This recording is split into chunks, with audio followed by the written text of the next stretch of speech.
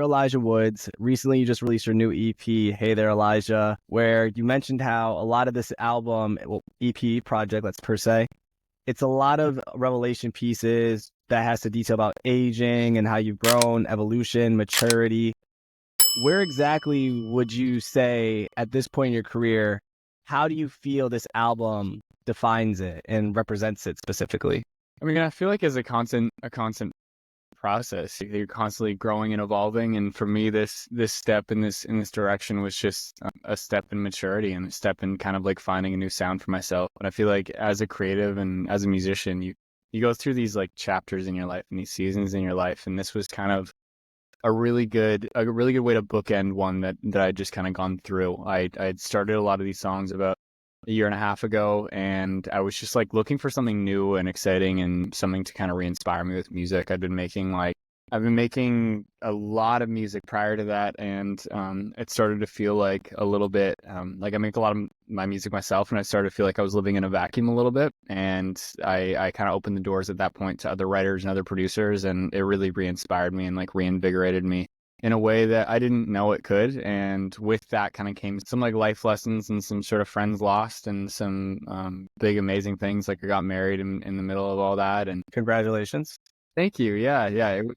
It was just a wild year, and this music kind of summarized that for me and summarizes this for me. I have another project which is like TBA, but I'll tell you about it because I got no secrets. Coming at the end of October, and it's kind of the back end to this project. So initially, I thought about this project as an album, and then I kind of got listening to it and trying to figure it out, and I realized that it was two separate like 6-song EPs, and one of them felt something, and the other one felt like something else, and I wanted all the music to come out. So I decided to put them out as two separate projects, and I'm like stoked to have that one out as well. It's a bit more like, I would say, traditional to the sound that I've been grown to know for, but I wanted to come out with something that felt a little bit more boundary pushing and a little bit more electric guitars, and just, I don't know, something that excited me a little bit more in the summer. And it's been wild watching the reception to it.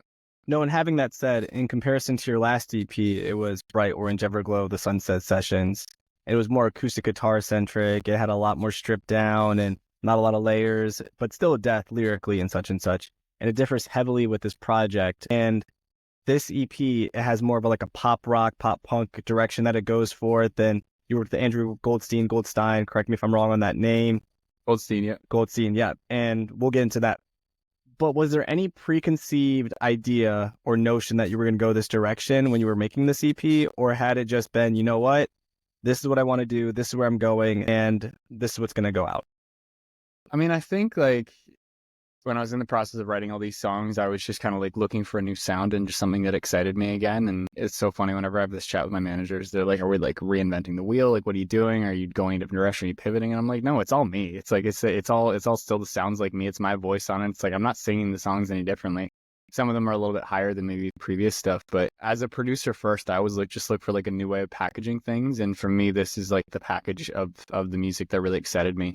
I think it kind of nods to my childhood a bit. And like, I grew up on bands like Avril Lavigne and Limp Bizkit, and I went through like a huge death metal phase, and this is very far from that, but I think it nods to kind of early 2000s pop rock, but still very much pop songs. And I feel like sonically it's exactly where I wanted to end up, and it was a good stepping stone into this kind of like next chapter of things, and felt it could it gave a different side of me to everybody who's listening, which is really fun for me as like a creative. And that being said, so blending that early 2000s with, I would say, it has a tinge of indie undertones into it. It has a little bit of indie pop in there. Nothing too heavy, nothing too small, but just about. And you had a lot of time to experiment with these new sounds and genres. Was there anything in your mind that went about doubt or pressure or feelings of uneasiness or uncomfort when trying something new like this? Because your early works, it has a lot of more pop, piano-centric ballads where it has a more of a stripped sound to it. And now here we are getting this more edgier, electric guitar, nostalgic sounds that you're presenting us on Hey There, Elijah. So take me through. What was your mental process when you were trying to do something new like this? A lot of self-doubt. Yeah, you're not wrong. It was a lot of like, I mean, with the success of the last project and having songs that like almost leaned a little bit country do so well for me. I made that project I made that whole Bright Orange Everglow project in like 5 days, and it was just like so cool because it just worked. And then some of the songs like took off and did really well in Asia, and then some of them started doing really, really well here, and that creates a world where you're like, okay, well, do I just do that again? Do I keep everybody happy? Do I keep making the same sort of sound? And I went through a period of like 3 to 4 months where I was just writing those songs and just beating those things to death. And I was like, I'm not that excited about that sound anymore. That being said, like the songs are still the same songs. They're just like packaged differently, if that makes sense. Like there's something I like to think about with writing songs and production. And I'm not the first person to say it, but a song can be any genre. And sometimes the song fits in a genre better. Like if it's a song that's written on the acoustic guitar, you can normally sort of dress it up however you want. It's like you're the same person. You're just putting on different clothes for different outings you're going to. And a lot of songs work that way. You listen to something like Fast Car by Tracy Chapman. It's like that song could be done a million different ways, and it's still the same strong song. Sometimes some production or some voicings of it lend better to different generations. But the goal is to create good songs first and package them together however you kind of see fit. And there was a lot of self-doubt with that for me. I think opening my doors to like other producers and other writers and stuff was so exciting for me, just because I'd never really done that. And I had the chance to work with some of my idols on this project and this next project coming up as well. And now no, carry on. Go ahead. We're probably going on the same point, but carry on.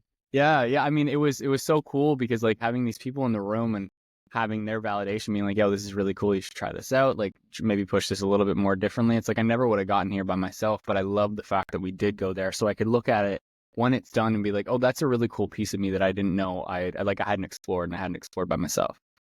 And then to further speak on that, working with Andrew, who has been known to work with Blink-182, Black Bear, All Time Low, many, many names among others. What was it like working with him?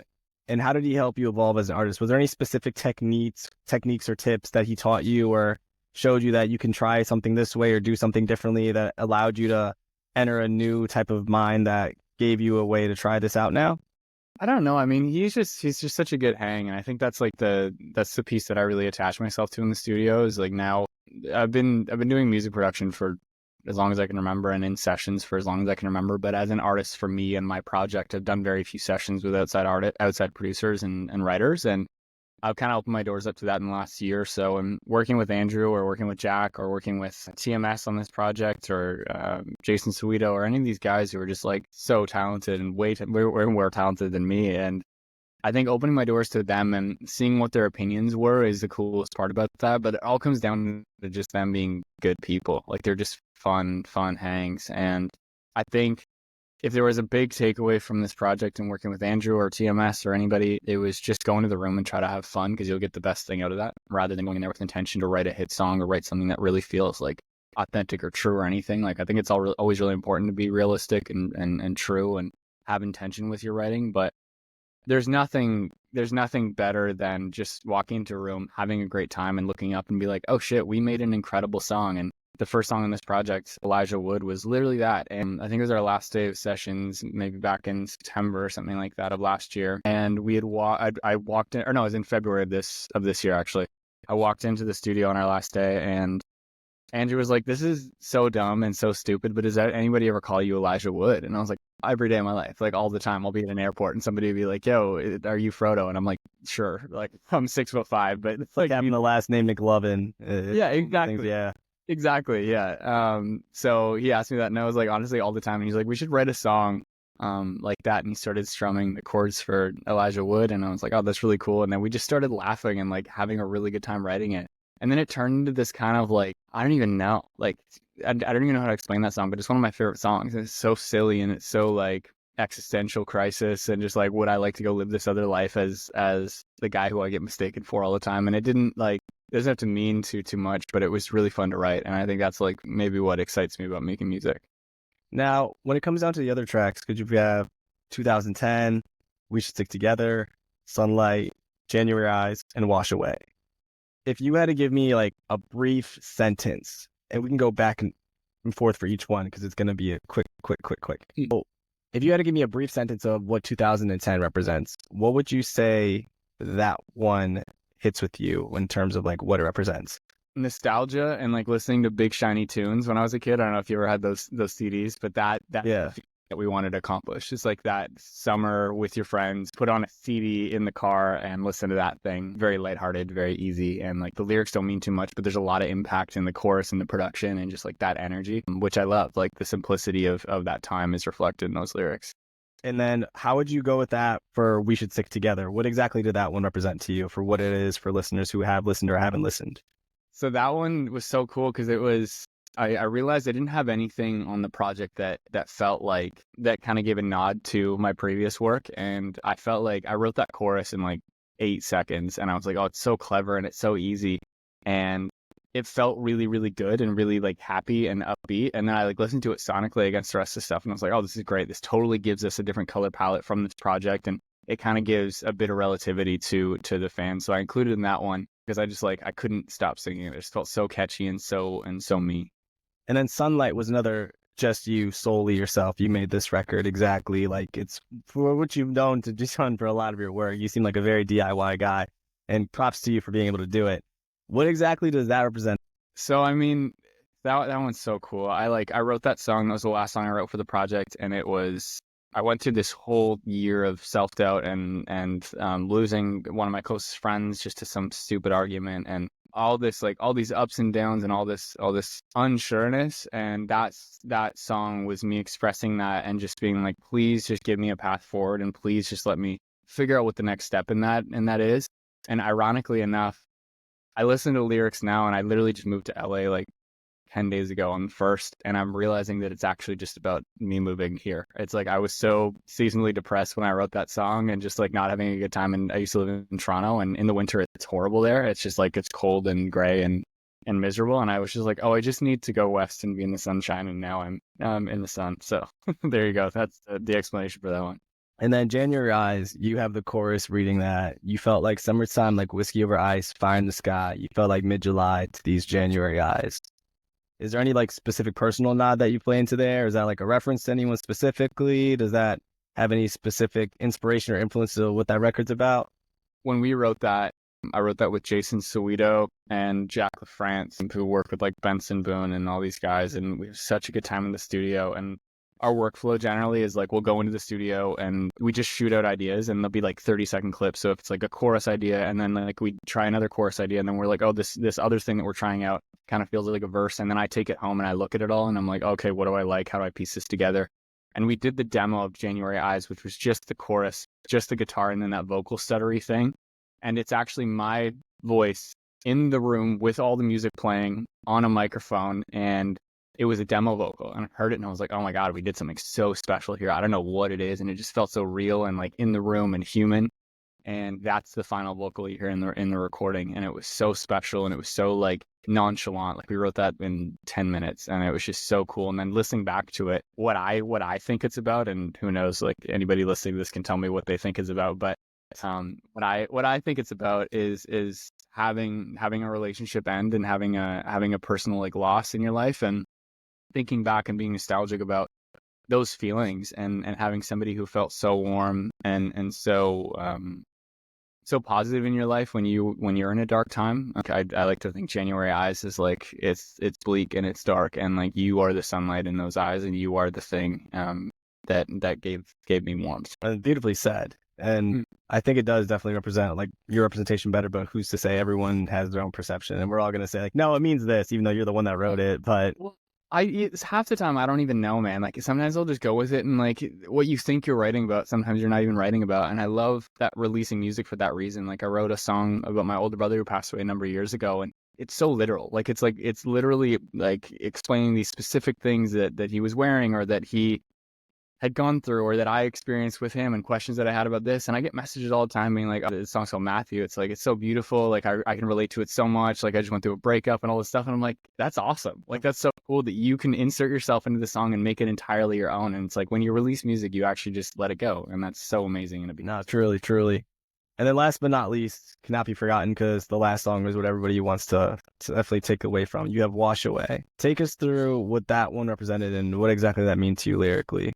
So that one's so fun, man. I'm obsessed with that song, and I'm obsessed with it because it was me trying not to my last point, it was me trying not to write anything literal. It was trying to paint a setting completely hypothetically, and I was snowboarding on the west coast of Canada in Whistler for a month or something like that. Like I'd taken a month, and I was like, I'm not going to make any music, and I brought like a little setup with me, and I was just sitting in the basement of this rental that we had, and it's like, oh, that's kind of a cool idea. And I started thinking about like how I would paint an opposite setting of the place that I was in. So I started saying like all this visual imagery stuff about jelly and burnt toast, house on the Gold Coast, nobody home, crew sweater, sepia tone, cool weather. And it was just painting a picture of something really, really warm and lovely. And as the song progresses, you sort of realize that thing's falling apart. And then the lyrics move to snow on the palm trees, stain on your white tee. And it's like these little things that you're just like, oh, that's really out of place. And that feels really uncomfortable. And then it gets to the chorus for me, and it just feels like I'm just pushing it all away, and I just let it all wash away. And like that's part of growing up and letting go. It's just like these little things that feel really significant at the time. Like you get a stain on your nice white t-shirt, and that feels really significant. And then you just take a deep breath and you let it all go. And then in summary, when you put this all together, did you feel that how it just jointly summarizes everything you put out, everything you wanted to put out, everything you created, composed? How did it feel when it was all over, when it was all done, once the process was over? Because you said that you had a second project that you were going to put this all together into one. But how did this feel when you were saying, no, this half summarizes exactly what I want to go for? How did it feel when you were at the conclusion aspect of it? It felt relieving. I think I put so much weight and energy on making it. Like it was initially going to be an album, and I put so much energy and love and weight and stress on making it the 12, 13 songs come together as one and feel like a cohesive thought. And then as I was listening to it over and over again and killing myself over like trying to figure this thing out, kept fighting the feeling that I was like, oh, this doesn't feel like I want it to. And it doesn't feel like a continuous thought. And I think when I decided to split it into two, and it was actually my manager's idea, he's like, what if you just put it out as like two separate projects? I was like, it gave me a ton of relief because I didn't have to do this. I didn't have to paint a story between all the songs, and I didn't have to tell a story that felt cohesive through the whole thing. And I think when I do put out a debut album, when I do put out that thing, I really want it to feel like that. I want it to feel like front to back, I did say something, and it's a thing. Like it have it very much cohesive. Yeah. And I think all these songs sonically sound cohesive. Like when I listen, like I have a Dropbox folder of all the songs, how I would have ordered them in an album. When I listen to it, it makes sense to me. I think it's not exactly how I wanted to say it. And all the songs say something exactly how I want to say them. But as a project, I was like, it's not quite the thing I want to say yet. And the fact that the songs are still coming out is like, I'm so happy about that. And it's one of the benefits I have of being independent. I can just decide to be, well, I'm putting out the songs, you know, like I own your rules, homie. Yeah. I own the recording. So it's amazing. And then you alluded earlier about how you have a lot of projects that you have planned coming up, though, what we can see from you next. Just to get into it before I let you go, what exactly can we expect from you now that the EP is out now? You said you've got some plans for us to listen to what you wanted to. What can you touch on in the meantime? Yeah, I mean, I got lots more music coming out. I got a song coming out. What is today? I think it's next week, actually. It is one of the Fridays. Yeah. It's the 18th, and it's a song called What It Means. It's a really, really cool song. Very Beatlesy, very like, probably the most eclectic song I put out, which I really like just pushing the genre even further and just or pushing the boundaries even further. And I'm really excited to put that one out. I wrote that one with Jack France, TMS, and Andrew Goldstein again, and it was so much fun. Really, really cool. So that one's out next week, and then I have another project dropping at the end of the month on the 25th, and that one is called Elijah Wood, Would. Oh, okay, all right. So you're really going off that name. Yeah, exactly. Initially, I was like, what? How else can I play off this? Because I wanted to say, "Hey there, Elijah," and then that be the end of the chapter. And then when this music comes out, I'm going to say Elijah Wood put out another 6 songs, and that's it. And that's the thing. Clever, very, very clever. All right, well, thank you for your time. I appreciate everything that you were able to hear to say.